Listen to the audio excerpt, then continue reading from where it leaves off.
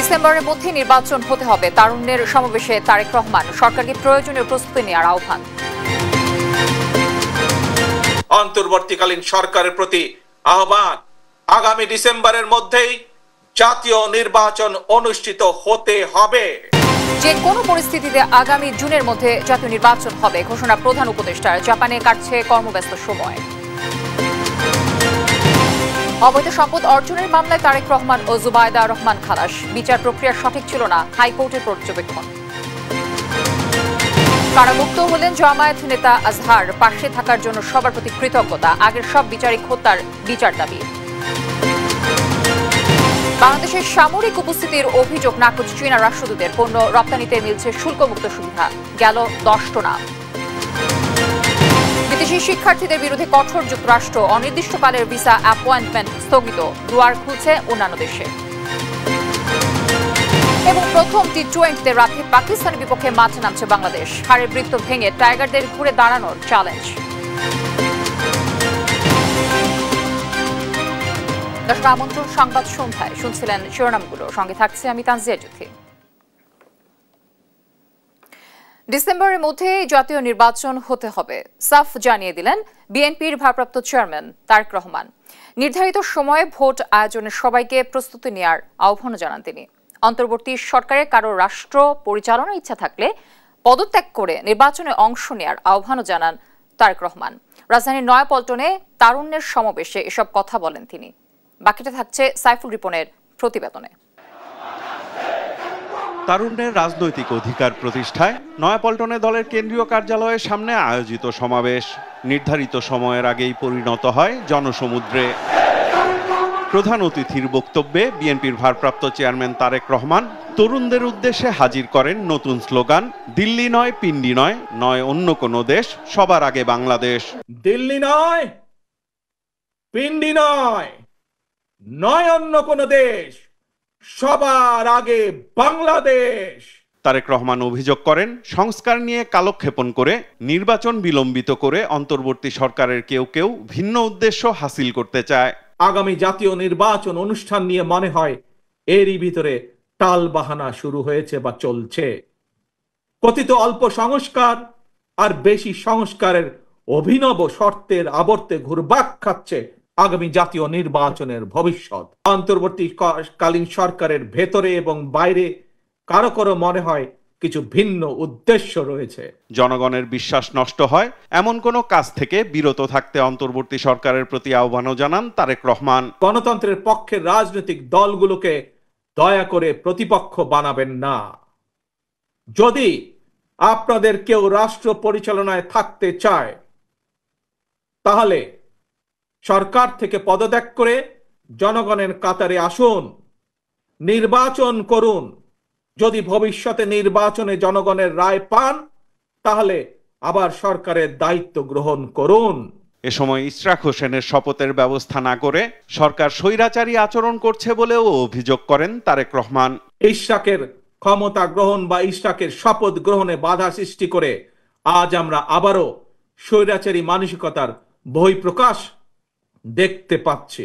জানান, তরুণ প্রজন্মের আকাঙ্ক্ষা ধারণ করেই আগামীর কর্মপরিকল্পনা নিয়েছে বিএনপি। আগামী ডিসেম্বরের মধ্যেই জাতীয় নির্বাচন অনুষ্ঠিত হতে হবে।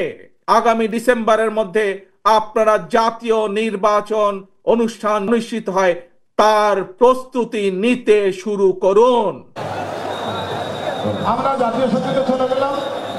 সমাবেশে আসা নেতাকর্মীরা বলছেন, যে কোনো উপায়ে নিশ্চিত করতে হবে দীর্ঘদিন অধিকার বঞ্চিত তরুণ প্রজন্মের রাজনৈতিক অধিকার, ভোটের অধিকার। ঐক্যবদ্ধভাবে মোকাবেলা করতে হবে গণতান্ত্রিক উত্তরণের পথের যে কোনো ষড়যন্ত্র। সাইফুল রিপন, দেশ টিভি, নয়াপল্টন, ঢাকা। সংস্কার ও নির্বাচনের কথা বলে নির্বাচনের রোডম্যাপ পেছানোর কোনো সুযোগ নেই বলে জানিয়েছেন বিএনপির শীর্ষ নেতারা। বলেন, অন্তর্বর্তী সরকারে পচন ধরেছে, তারা কোনো কাজ সুষ্ঠুভাবে সম্পন্ন করতে পারবে না। সব ষড়যন্ত্র রুখে দিয়ে গণতন্ত্র ফেরাতে তরুণ সমাজের প্রতি আহ্বানও জানান নেতারা। আর জানাচ্ছেন নাফিয়া ফারজানা। জাতীয়তাবাদী যুবদল, স্বেচ্ছাসেবক দল ও ছাত্র দলের উদ্যোগে ঢাকা, ময়মনসিংহ, সিলেট ও ফরিদপুর বিভাগের সমন্বয়ে তারুণ্যের সমাবেশে বক্তব্য রাখেন বিএনপির শীর্ষ নেতারা। অভিনন্দন জানাই। তারা বলেন সংস্কার ও নির্বাচনের কথা বলে নির্বাচনের রোডম্যাপ পেছানোর কোনো সুযোগ নেই। যদি গুরুত্বপূর্ণ বিষয়ে সংস্কারের বিষয়ে ঐক্যমত না হয়ে থাকে সেই সংস্কার করবে বাংলাদেশের জনগণ। তারা দেশে বিদেশে নানা ষড়যন্ত্র করছে, নির্বাচনের বিরুদ্ধে তারা ষড়যন্ত্র করছে, নির্বাচনকে বিলম্বিত করার জন্য তারা ষড়যন্ত্র করছে। অন্তর্বর্তী সরকারে পতন ধরেছে উল্লেখ করে নেতারা বলেন এই সরকার কোনো কাজ সুষ্ঠুভাবে সম্পন্ন করতে পারবে না।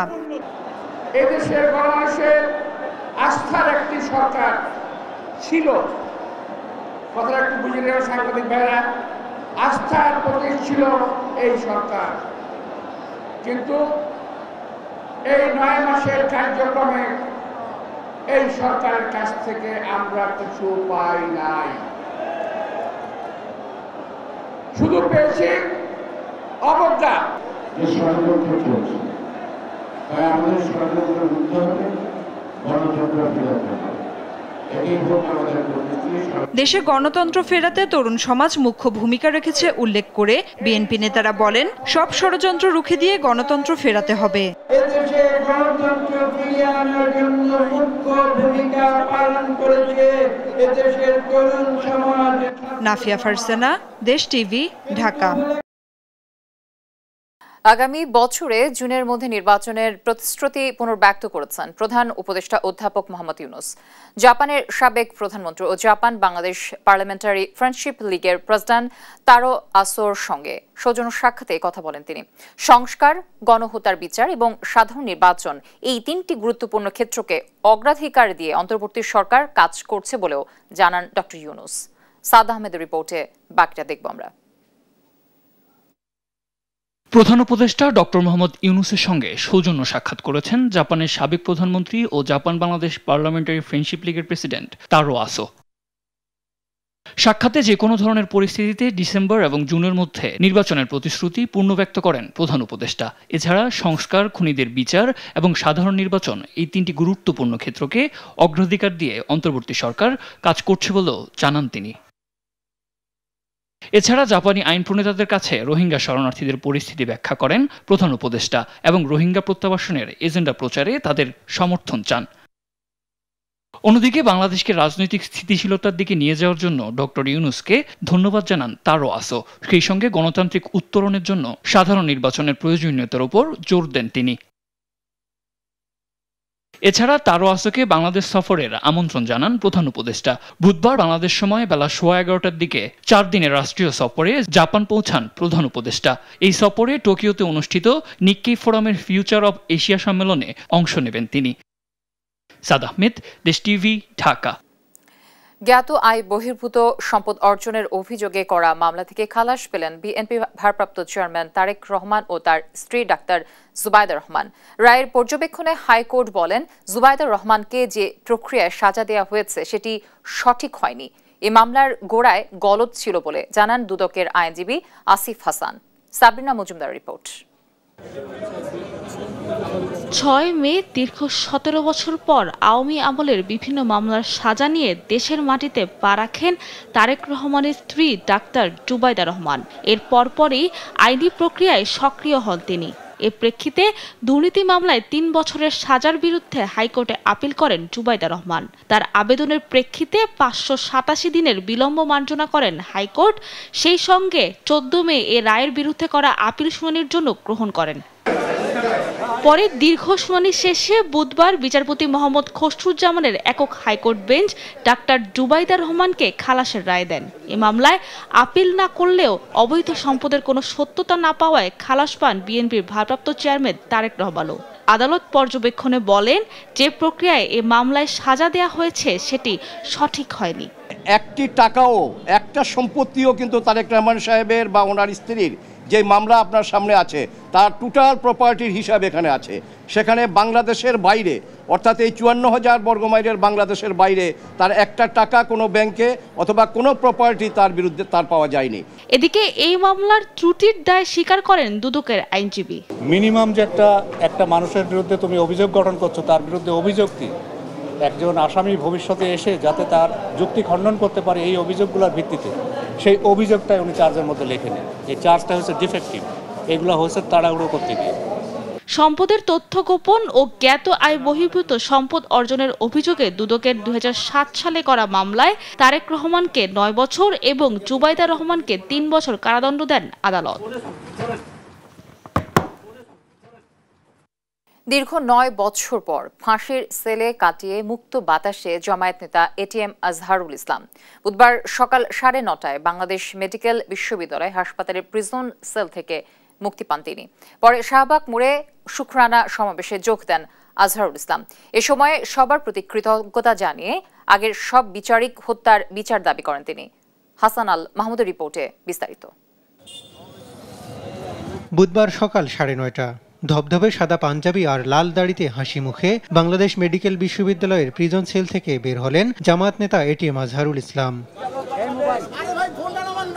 দীর্ঘ 13 বছর পর মুক্ত বাতাসে তার সঙ্গী জামায়াত আমির ডাক্তার শফিকুর রহমান সহ বিভিন্ন পর্যায়ের নেতাকর্মীরা।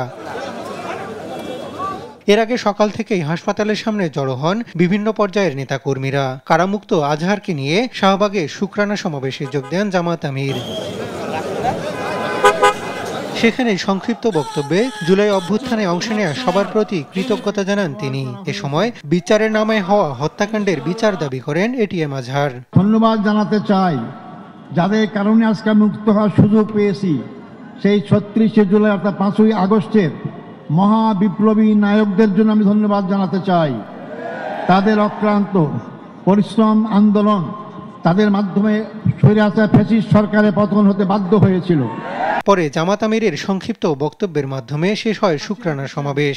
সেখান থেকে হুডখোলা গাড়িতে মগবাজারের জামাতের কেন্দ্রীয় কার্যালয়ের দিকে মিছিল নিয়ে যান নেতাকর্মীরা। হাসান আল মাহমুদ, দেশ টিভি, ঢাকা।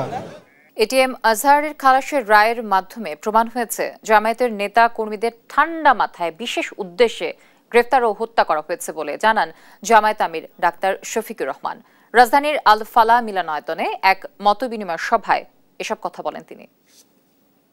এর মাধ্যমে এটি প্রমাণিত হয়েছে যে আমাদের কলিজার টুকরা সমস্ত নেতৃবৃন্দকে ঠান্ডা মাথায় বিশেষ উদ্দেশ্যে হত্যা করা হয়েছে। আল্লাহ তাআলাকে পরম পরাক্রমশালী এবং প্রশংসিত হিসাবে তারা মেনে নিয়েছিল। সমস্ত পরাক্রমের মালিকও তিনি, সঙ্গত কারণে প্রশংসা পাওয়ারও মালিক তিনি। এটাই তাদের অপরাধ। প্রথমবার চীনে 10 টন আম রপ্তানি করল বাংলাদেশ।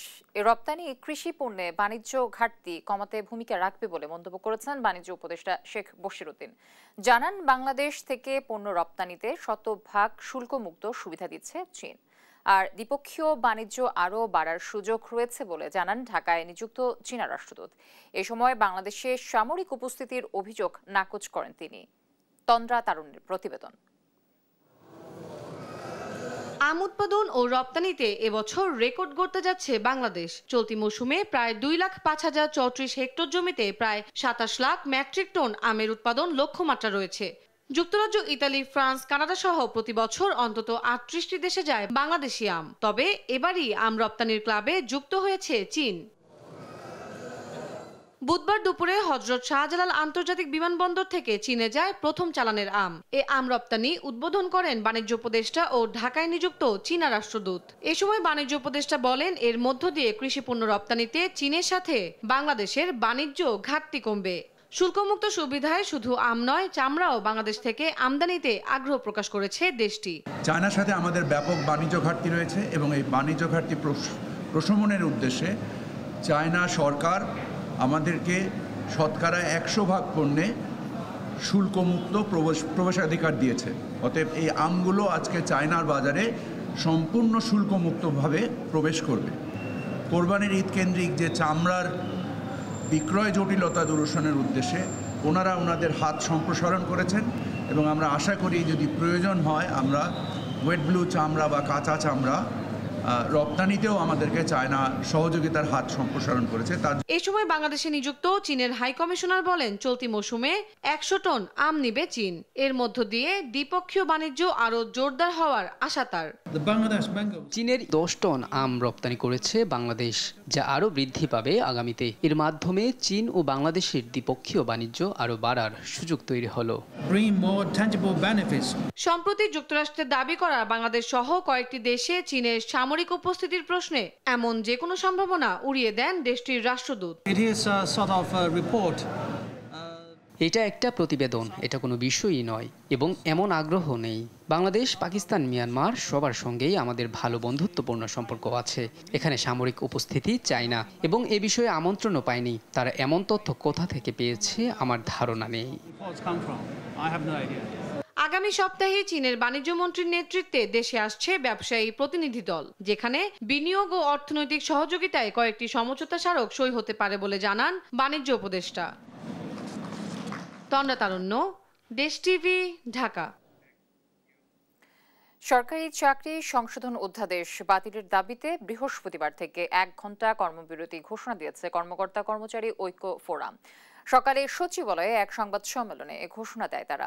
এর আগে মন্ত্রিপরিষদ সচিবের নেতৃত্বে পর্যালোচনা কমিটির বৈঠক শেষে ভূমি সচিব জানান, প্রধান উপদেষ্টা দেশে ফেরার পর